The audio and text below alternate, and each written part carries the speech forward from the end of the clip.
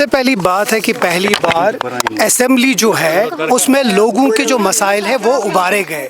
पहली बार local government अपना काम कर रही है। पहली बार लोगों के सवाल, लोगों के जवाब, लोगों के एहसासात रिफ्लेक्ट हुए असेंबली में, और पहली बार लोगों को लगा कि उनकी बात कहीं ना तो कहीं सुनी जा रही है।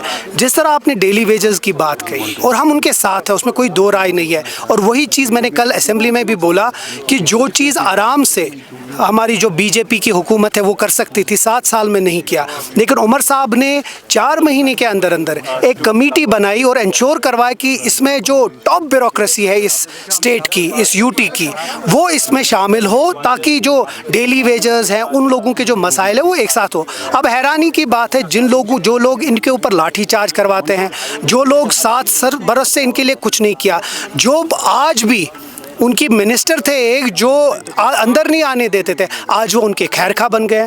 तो मुझे लगता है उनको समझना चाहिए कि सियासत कौन खेल रहा है। हम लोगों ने पहले ही 4 महीने भी किया, हमारी पूरी कोशिश रहेगी कि हम जल्द से जल्द 6 महीने के बाद जब उनका रिपोर्ट आएगा जल्द से जल्द उस पर कार्रवाई करें। तनवीर साहब, जिस तरीके से सज्जाद साहब ने वॉकआउट किया, पीडीपी लेजिस्लेटर जिस तरीके से स्टेट को यूटी के लेकर जो सबस्टिट्यूट किया गया था उसको लेकर वहाँ पे बात हो रही है, आपको नहीं लगता कि जो कंस्ट्रक्टिव अपोजिशन है वो कहीं ना कहीं मैसेज का ख्वाब मुफ्ती साहब देख रहे थे? आप मेरे को एक चीज़ समझिए, सजाद लोन साहब ने हल्फ किस में लिया? यूटी में। इलेक्शन उसने लड़ा यूटी में, असेंबली में आ रहे हैं वो यूटी में, लेकिन क्योंकि जो सीजीएसटी और जीएसटी का जो हमारा ज़रूरी करना था उसको थोड़ा सा तरमीम करना था, उसके लिए वो कहते हैं आप उसको यूटी। उस वर्ड से क्या होगा? हम तो कह रहे हैं हम यूटी के साथ नहीं हैं, हम तो चाहते हैं स्टेट उड़ाए और जल्दी आए।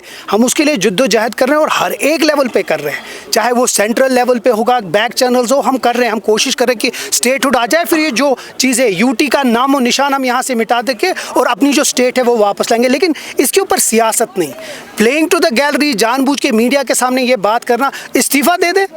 अगर यूटी में वो एमएलए हैं, वो तो कहते हैं ना कि MLA of union territory of Jammu and Kashmir, तो ये अजीब चीज़ है, क्योंकि जब पढ़ा नहीं तो यही होगा। वो पढ़ते नहीं है, वही चीज़ वहीद परा साहब भी कर रहे हैं। यही तो प्रॉब्लम है। जिन लोगों ने हमें 2019 में जिस दहान पे लाया, चाहे 2014 में उन्हें ये नहीं किया होता तो शायद 2019 नहीं हुआ होता, और 2019 नहीं हुआ होता तो शायद आज हम यूटी में नहीं फंसे होते। उन्हीं के गुनाह हैं जो हम आज देख रहे हैं। बट हमारी पूरी कोशिश रहेगी जल्द से जल्द हम स्टेट उड़ लाए ताकि लोगों के जो मसाइल है वो जल्द से जल्द हल हो जाए।